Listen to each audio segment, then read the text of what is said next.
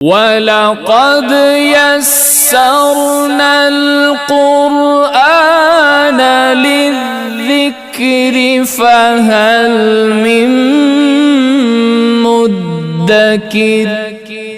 اچھا، اس میں کچھ وجوہات ہیں اور کچھ نقصانات ہیں،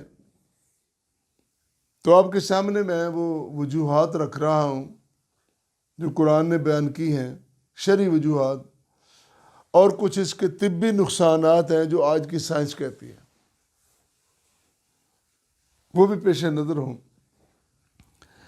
کیونکہ ہم سمجھتے ہیں جو چیز سائنس نے کہہ دی نا بس وہ ٹھیک ہے، جو ہم کتابوں میں پڑھا ہے، جو ہمیں گوگل نے بتا دیا، جو ہمیں باہر کے لوگوں نے بتا دیا، وہ اس طرح ہے جس طرح ایک چھوٹا سا بچہ ہوتا ہے نا، تو بچے کو جو استاد یا استانی پڑھا دیتی ہے، ابا اس کا چاہے پروفیسر اور ڈاکٹر ہی کیوں نہ ہو، کسی بڑی یونیورسٹی میں پڑھاتا ہے کیوں نہ ہو، وہ کہتے ہیں نہیں، جو میری مس نے کہا ہے، میری ٹیچر نے، مثال کے طور پر بچہ ہے، وہ اسکول گیا تو اسکول میں مس نے پڑھا دیا ہے CUP سپ ہوتا ہے، بھئی یہ CUP کپ ہے، اس نے موج میں آ کے سب پڑھا دیا، بچہ گھر چلا گیا۔ اب باپ کے سامنے بچے نے وہ قاعدہ کھولا، اور قاعدہ کیا بلکہ بڑی بڑی کتابیں ہیں، وہ پڑھنے لگا، تو باپ پڑھا لکھا، اس کو زبان میں عبور ہے، وہ کہتا ہے بیٹے ایسے نہیں، ایسے ہے، یہ کپ ہوتا ہے، کہتا نہیں بابا میری مس نے ایسے پڑھا ہے، وہ پڑھا ہے وہاں، اسی طرح ایک ذہن بن گیا، تصور بن گیا۔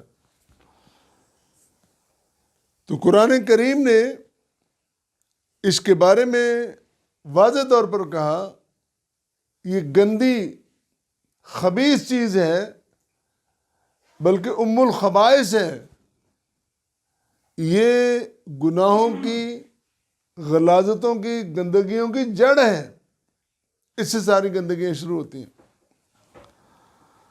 تو یہ آیت کریمہ انما یرید الشیطان ان یوقع بینکم العداوۃ والبغضاء فی الخمر والمیسر ویصدکم عن ذکر اللہ وعن الصلاۃ فہل انتم منتہون۔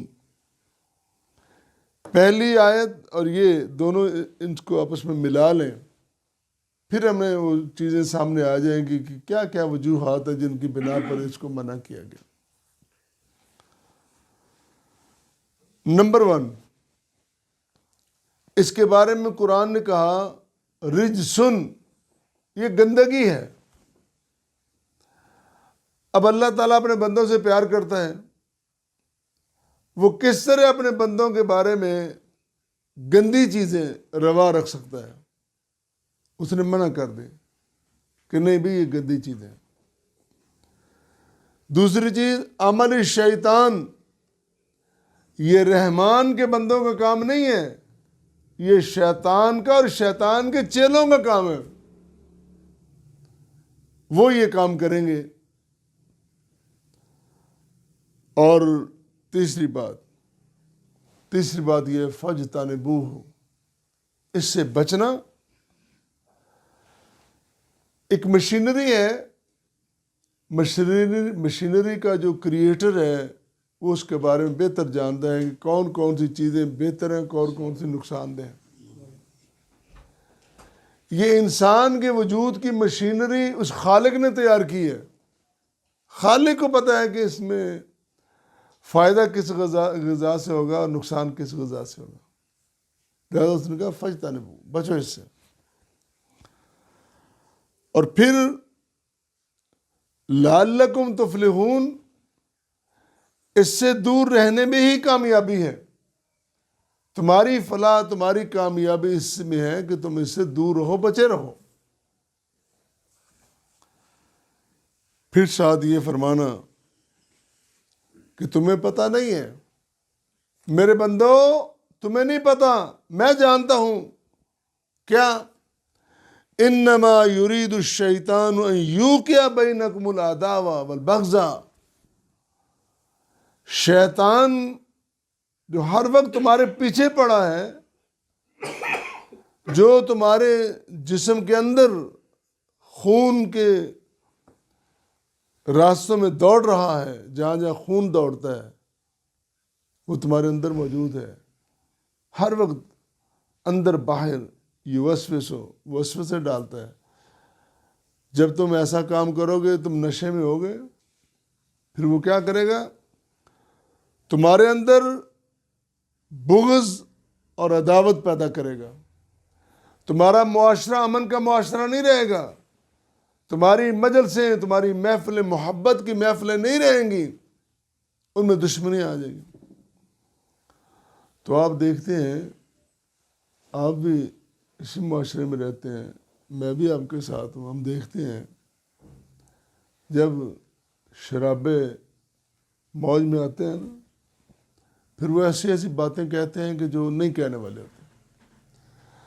اب ایک کہہ رہا ہے وہ مستی میں، دوسرا اس سے زیادہ مستی میں، وہ اس سے بڑی بات کہے گا۔ ایک نے کہا ہے کہ میرے پاس سائیکل ہے، تو دوسرا ظاہر ہے موٹر سائیکل کی بات کرے گا، تیسرا پھر گاڑی کی بات کرے گا، چوتھا جہاز کی بات کرے گا۔ انہوں نے چھوٹی بات نہیں کرنی، بات کو بڑھاتے جانا ہے، اور پھر تکرار ہوگا، لڑائی ہوگی، بحث ہوگی، اور یہی شیطان چاہتا ہے۔ شیطان کو سب سے زیادہ خوشی اس میں ہوتی ہے کہ دو بندے آپس میں لڑتے ہیں، میاں بیوی آپس میں لڑتے ہیں، دو بھائی آپس میں لڑتے ہیں۔ تو قرآن نے کہا کہ تمہارے اندر دشمنی اور بغض، عداوت پیدا کرتا ہے۔ کس طرح؟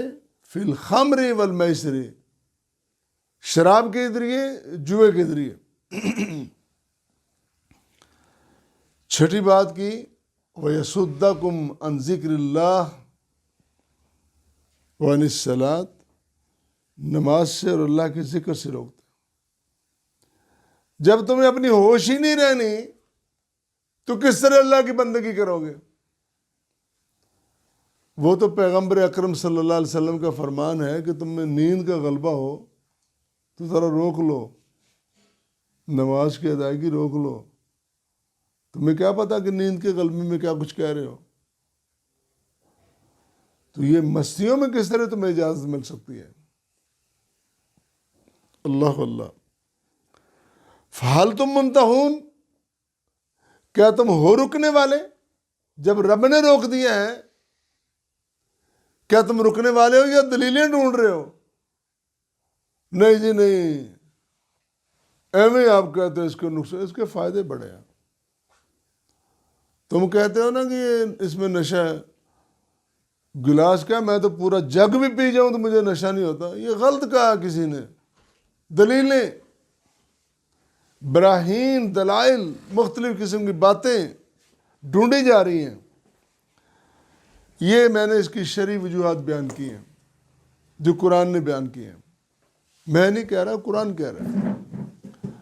اب آئیں اس کے طبی نقصانات کی طرف، وہ جو ہمیں سائنس بتلاتی ہے۔ میں نے کہا نا کہ سائنس ہمیں جو بتا دے ہم کہتے ہیں بس وہ۔ اب نئی نئی کتابیں آ رہی ہیں، قرآن اور سائنس، قرآن اور جغرافیہ، قرآن اور تاریخ، لوگ بنا رہے ہیں۔ بھائی قرآن نصیحت کی کتاب ہے، رہنمائی ہے، یہ جغرافیہ نہیں ہے، یہ تاریخ نہیں ہے، یہ طب نہیں ہے۔ اس کے لیے اللہ تعالیٰ نے علیحدہ علم نازل کیے ہیں۔ علم الادیان اور علم الابدان، علم ہی علیحدہ علیحدہ ہے، وہ خود ان کو جدا جدا رکھا ہے۔ اور تم اس میں، ہاں اس میں یہ اتنا بڑا خزانہ ہے کہ اس میں جو ڈھونڈو گے مل جائے گا، یہ بات ٹھیک ہے، لیکن اس کو ہم وہ کتابیں قرار نہیں دے سکتے۔ تو سائنس نے جو تحقیق کی ہے اس نے آج ثابت کر دیا ہے کہ اس کے نقصانات ہی نقصانات ہیں۔ تقریباً 8 گنوائے ہیں، اور بھی زیادہ، چونکہ سائنس ترقی کر رہی ہے دن بدن تو خرابیاں اور زیادہ سامنے آ رہی ہیں۔ نمبر 1، سائنس یہ کہتی ہے اس کی مقدار اگر بڑھ جائے تو انسان کو کینسر ہو جاتا ہے۔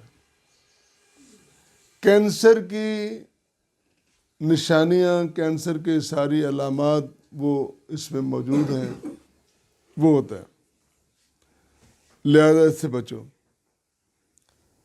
دوسری بات انہوں نے کی کہ یہ سوزش پیدا کرتی ہے انتڑیوں میں، انسان کے اندر، اور نیند اس کو خراب کرتی ہے، نیند کا وہ توازن نہیں رہتا جو ہونا چاہیے، سائنس نے کہا۔